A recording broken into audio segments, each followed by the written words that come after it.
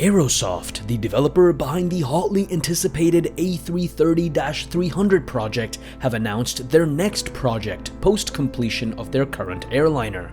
Salty Simulations, the freeware PC developer behind the much-loved 747, are working on an EFB and, at the rate things are going, are probably going to release theirs before PMDG will. So we have much to check out in today's news episode. So without further ado, let's get right into it. What's going on, guys? Varun from FlyBy Simulations here, and welcome back to another video on the channel.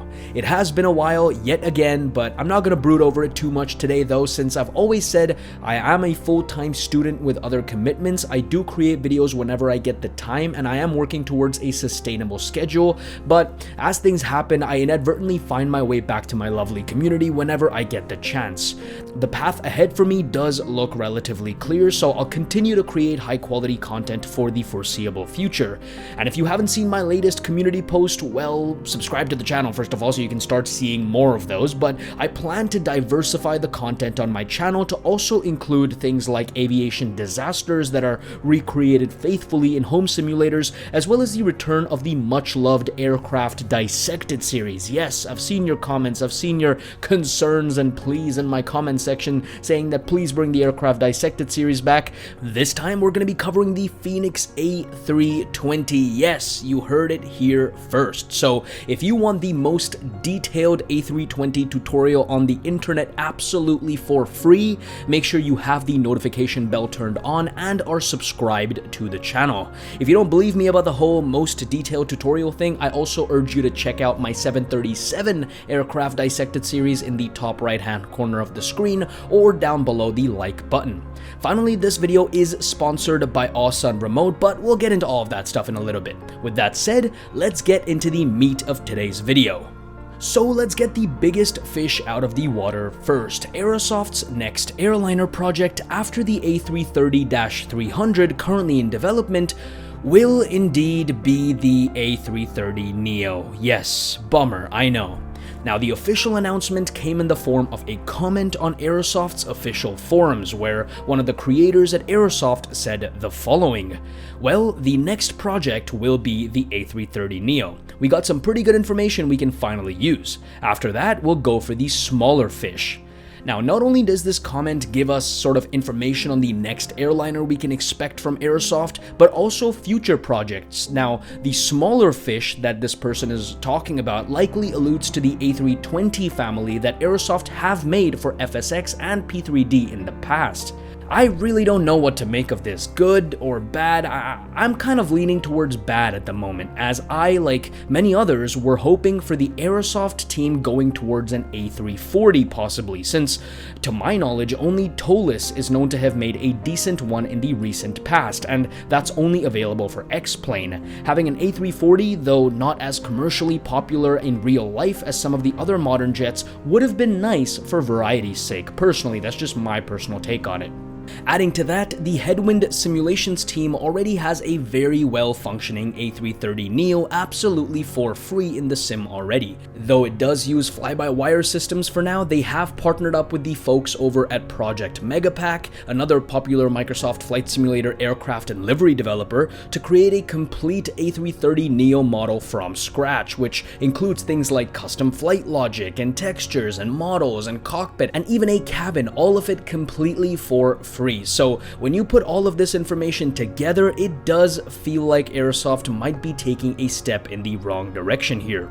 That being said though, there's always the argument that having two planes in the market would just push their developers to work on their projects harder to win over customers, but is it really competition when one is free and the other is payware? I mean, an obvious comparison I see here being made is the fly-by-wire A320neo, which is obviously free, and the Phoenix A320, which is obviously payware. But in my opinion, the only reason why people even purchased the Phoenix is because it offered unparalleled levels of quality and fidelity at a very modest price. With Aerosoft's recent track record, coupled with them introducing a very similar plane to the market where one already exists for free, and it not being super study level or anything like the Phoenix A320 is, all I'm saying is good luck to them to make it a commercial success. I'm not here to slander any payware developers who are putting hours on end trying to make a product, but this is my honest opinion. A last thing here to mention is that they're probably going to have Xbox support natively at launch, so maybe they might be able to capture some fraction of the console market, perhaps? Let's see though. I'd love to hear your thoughts on this in the comment section below. What do you guys think? Is this good? Is this bad? Were you expecting a different airliner from them? Start typing away. Love to interact with you guys down there. Next up, let's turn our attention to the queen of the skies, the Boeing 747-8, modified for free by the Salty Simulations team. Now, it is of note here that this is only available on PC at the moment, sorry Xbox users. However, the team have released some photos on their official Discord and Facebook page indicating that they are working on a brand new EFB for their mod. For those that don't know, an EFB, or electronic flight bag, is a tablet that pilots in modern airliners often use to access aerodrome charts and the weather and the company procedures, checklists, and the sort.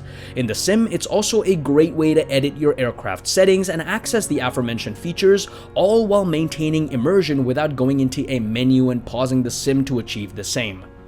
In the 4 images provided to us so far, it's clear to see that the Salty team will be heavily emulating the Apple iPad UI for their EFB, as can be clearly seen from this shot behind the captain's seat, as well as this settings window, which looks pretty much exactly like a pre-iPadOS 16 settings window. The app icons also look very similar to the iPad icons, and eagle-eyed viewers might also be able to notice the tiny accessibility tooltip available on all touchscreen Apple devices. My best guess for this is to probably simulate realism, as most airline companies in real life do use iPads and format them to work as proprietary EFBs, so it's really cool to see that coming to a simulator environment as well. On top of this, the other 2 screenshots clearly showcase aerodrome charts being natively visible in the EFB, thus indicating compatibility with services such as Navigraph. Furthermore, the main image here also has app icons for things such as a Safari browser and YouTube, so it'll be very interesting to see if Salty can implement actual browser control with the internet to allow users to watch videos or surf the web while trotting the globe. All this obviously comes on top of the Aircraft and Avionics Update 2, currently in beta, that is set to dramatically improve the base 747-8 and the 787 Dreamliner within the simulator. If Salty can help enhance the Queen of the Skies even further, it'll definitely be a viable aircraft to fly within the virtual landscape. Now, speaking of airliners and the virtual landscape, let's talk about our sponsor for today's video for just a minute. Now, long-term viewers of the channel might know that I'm not much of a bush pilot or GA aircraft flyer. I love flying large airliners, which usually involves long periods of time where I put the plane on cruise and just kind of sit there. So instead of rotting in front of my monitor for hours on end, I prefer to go out and do things, whether it may be a run, doing my laundry, enjoying a meal outside, but there's always that lingering feeling about how my flight is doing, whether it's all peaceful or if I'm in an uncontrolled nosedive about to kill all of my passengers. Well, with today's sponsor, Awesome Remote, you don't have to worry anymore. Awesome is a free-to-download application software from macOS, Windows, and Android that allows you to remotely control your PC using your phone. As can be seen here, I can monitor my flight, control the cameras, and even move things around as needed without having to be anywhere near my monitor. And this doesn't just work for games. As a content creator, I get great peace of mind when I can monitor the status of my video being rendered on my editing software, and having the ability to upload videos to YouTube without physically being at my desk or computer is an absolute godsend. The app does allow keyboard customization as well as mouse support, and can also support games up to 144 FPS. So log on to the link in the description section of the video to see all of their expanded payment plans, including a pluggable device that can wake up your PC remotely. Once again, that's Awesome Remote, and you can find out more by clicking on the link in the description section of the video.